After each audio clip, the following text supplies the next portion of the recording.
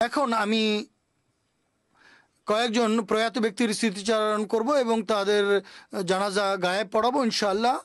প্রথম স্মৃতিচারণ হচ্ছে স্নেহের শাহরিয়ার রাকিনের, যিনি মোহাম্মদ আব্দুল ওয়াহাব সাহেব বাংলাদেশের পুত্র ছিলেন। এই ঘটনা সম্পর্কে লেখা হয়েছে 5ই আগস্ট সরকার পতনের পর বাংলাদেশে সম্প্রতি বিভিন্ন বিশৃঙ্খলা ঘটেছে।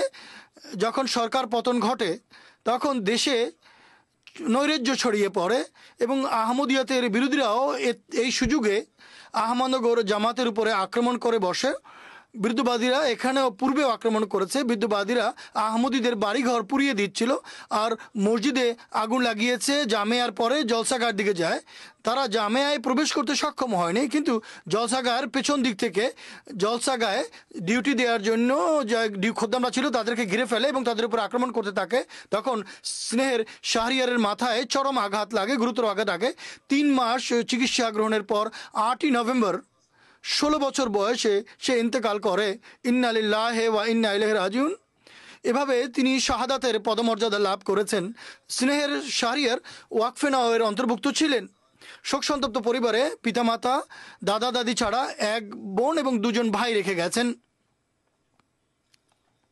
মরহুমের পরিবারে আহমদিয়াত প্রবেশ করেছিল তার বড় দাদা মুন্সি সিরাজুল ইসলাম সাহেবের মাধ্যমে, যিনি আল্লামা জিল্লুর রহমান সাহেবের মাধ্যমে পরিবারের অধিকাংশ সদস্য সহ বয়াত করে আহমদিয়া জামাতভুক্ত হয়েছিলেন।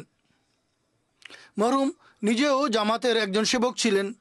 আতফালুল আহমদিয়ার আমেলায় সেক্রেটারি মাল হিসেবে তিনি কাজ করছিলেন। শাহরিয়া রাকিনের কথা হুজুর বলছেন। তার মা লিখেছেন, তার এই পুত্র শুরু থেকে নামাজ এবং ইবাদতে নিয়মিত ছিল এবং জামাতের কাজকর্মে সবচেয়ে বেশি আগ্রহ রাখত। বরং পড়াশোনার দোহাই দিয়ে যদি কখনো তাকে জামাতের কাজে যোগ দিতে বারণ করা হতো তাহলে সে অসন্তুষ্ট হতো।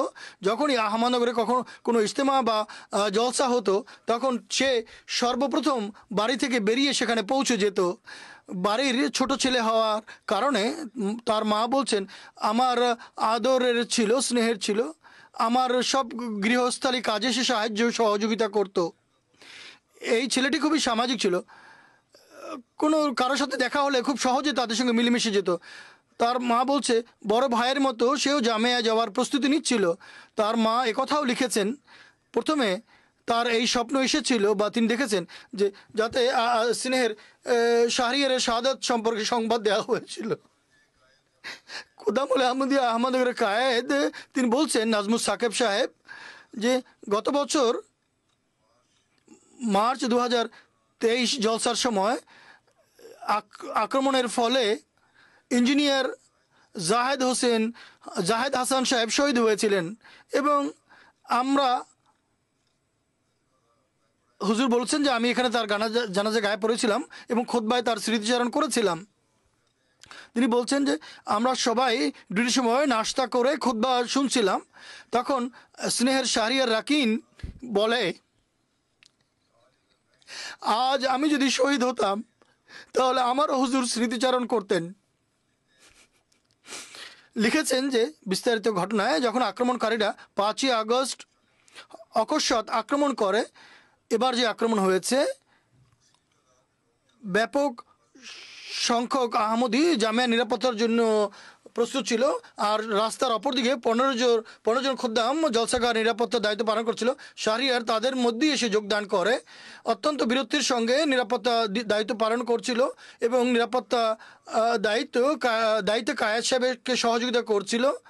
আক্রমণকারীরা হঠাৎ করে গেট ভেঙে ভিতরে প্রবেশ করে আর ভিতরে প্রবেশ করেই আক্রমণ করে এবং লাঠি সোঁটা দিয়ে আমাদের ছেলেদেরও আক্রমণ করে, অনেককেই আহত করে। আর সবচেয়ে বেশি আহত হয় আমাদের স্নেহের আজিজম শাহরিয়ার। তখন তার মাথায় এতটা আঘাত লেগেছিল মাথায় যে সে হঠাৎ করে বেহুশ হয়ে গিয়েছিল, কাউকে কিছু বলেনি। এরপর আর্মির গাড়ি কিছুক্ষণ পরে যখন সেখানে পৌঁছে আর সেনাবাহিনী আসার পরে আক্রমণকারীরা সব কিছু ফেলে সেখান থেকে পালিয়ে যায়। কায়েদ সাহেব লিখেছেন যে কোনো সময় দায়িত্ব পালনের জন্য, ডিউটি দেওয়ার জন্য শাহরিয়ার প্রস্তুত থাকতো। মসজিদের পরিষ্কার পরিচ্ছন্নতা এবং ওয়াকারে আমলে নিজেই অংশগ্রহণ করত এবং অন্যদেরকেও যোগদানের জন্য উৎসাহিত করত। 5 বেলা নামাজ এবং তাহাজ্জুদের নামাজের জন্য বেদারির কাজ করত, লোকদের নামাজের জন্য ডাকতো। বাংলাদেশ জামিয়ার শিক্ষার্থী একজন বলছেন, যখন তার দাফন হচ্ছিল সেদিন জলসাগাহে আমার ডিউটি ছিল। সেই এলাকায় আমি আহমদনগরের এক খাদেমকে জিজ্ঞেস করি, আপনারা অধিকাংশ সময় তার সাথে থাকতেন এবং তার সঙ্গে খেলাধুলা করতেন, এমন কোন বিশেষত্ব ছিল যা অন্যদের থেকে তাকে স্বতন্ত্র মর্যাদা দান করে? তিনি বলেন, বা সেই একই কথা, 2023-এর জলসার সময় শহীদ জাহিদ হাসান সম্পর্কে যে প্রদর্শনীর ব্যবস্থা করা হয়েছিল, আমরা সবাই মিলে সেই প্রদর্শনী দেখছিলাম। তখন হঠাৎ করে রাকিন বলতে আরম্ভ করে, হায়, জাহেদ ভাইয়ের মতো আমিও যদি শহীদের পদমর্যাদা লাভ করতাম তাহলে আমার ছবি ওখানে হতো, আর খুতবায় হুজুর আমার উল্লেখ করতেন। তিনি বলেন যে একথা শুনে আমরা বড় অবাক হই। আল্লাহ তাআলা তার এই আকাঙ্ক্ষাও অবশেষে পূর্ণ করেছেন। মরহুমের চাচি রিনাত ফৌজিয়া বলেন, সবচেয়ে ছোট ছিল, ভাইদের মধ্যে সবার কথা মেনে নিত, সবার কাজে সাহায্য করত।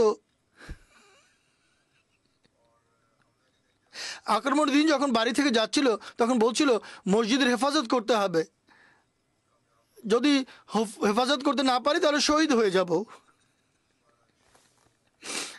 যা হোক, শহীদ মরহুম বড়দের জন্য ত্যাগের এক অনন্য দৃষ্টান্ত প্রতিষ্ঠা করে গেছেন। আল্লাহ তাআলা তার পদমর্যাদা উন্নীত করুন, তার পিতামাতা এবং সন্তপ্ত পরিবারকে দৃঢ় মনোবল এবং উদ্যম দান করুন।